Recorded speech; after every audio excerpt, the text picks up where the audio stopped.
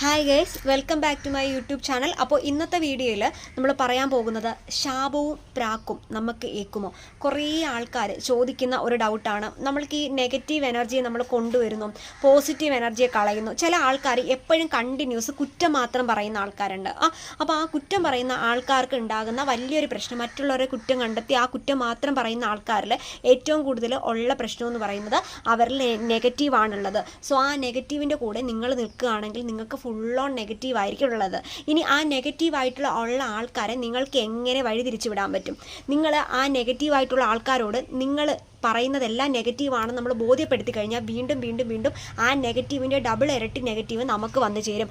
അതുകൊണ്ട് നെഗറ്റീവ് പറയുന്ന ആൾക്കാരെടുത്ത് നിന്ന് നിങ്ങളൊന്ന് സൈലൻ്റ് ആയിട്ട് ഒന്ന് മാറുക, കുറച്ച് സ്പേസ് കൊടുക്കുക. അവർ പറയുന്നെങ്കിൽ പറയട്ടെ, അതൊക്കെ അവരുടെ ഇഷ്ടമാണ്, നമ്മൾ കേൾക്കാതിരിക്കുക. സോ ഇനി ശാപവും പ്രാക്കും നമുക്ക് ഏൽക്കുമോ? ശാപവും പ്രാക്കും ഏൽക്കും, അത് ഉറപ്പായിട്ടുള്ളൊരു കാര്യമാണ്. ശാപവും പ്രാക്കും ഏൽക്കും.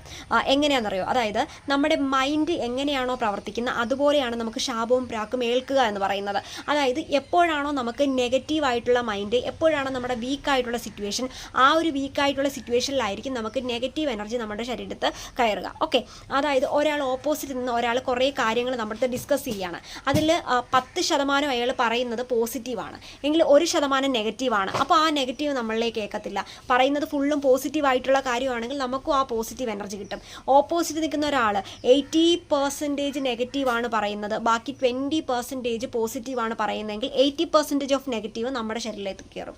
ഇനി ഈ ഒരു നെഗറ്റീവ് എങ്ങനെ നമുക്ക് കയറാതിരിക്കാം? സോ അതിന് ഒരു എക്സാമ്പിൾ മാത്രമേ ഉള്ളൂ. അതായത് നിങ്ങളിപ്പോൾ നല്ല ഫ്രഷ് ആയിട്ടിരിക്കുന്ന ഒരു സിറ്റുവേഷൻ, നല്ല ഫ്രഷ് ആയിട്ടിരിക്കുകയാണ്, അടുത്തിരിക്കുന്ന ഒരാൾക്ക് എന്തോ ഒരു വലിയൊരു പകർച്ചപ്പനിയുണ്ട്. അപ്പോൾ നിങ്ങളുടെ മൈൻഡിൽ അയാൾ പറയുകയാണ് ഇത് പകർച്ചപ്പനിയാണ്. അതുവരെ നമ്മൾ കൂളായിട്ട് മിണ്ടാതിരുന്നു, ഒരു പ്രശ്നവും ഇല്ല, ഇതുവരെ സംസാരിച്ച് നമുക്ക് അസുഖമൊന്നും വന്നിട്ടില്ല. പക്ഷേ ആ ഒരു പേഴ്സൺ നമ്മളോട് പറയുകയാണ് എനിക്ക് പകർച്ചപ്പനി ചിലപ്പോൾ നിനക്കൂടെ വരാൻ ചാൻസ് ഉണ്ടെന്ന് പറയുമ്പോൾ രാത്രിയായാലും പിറ്റേ ദിവസമാണെങ്കിൽ നമ്മളിങ്ങനെ ഓവർ തിങ്ക് ചെയ്തുകൊണ്ടിരിക്കും.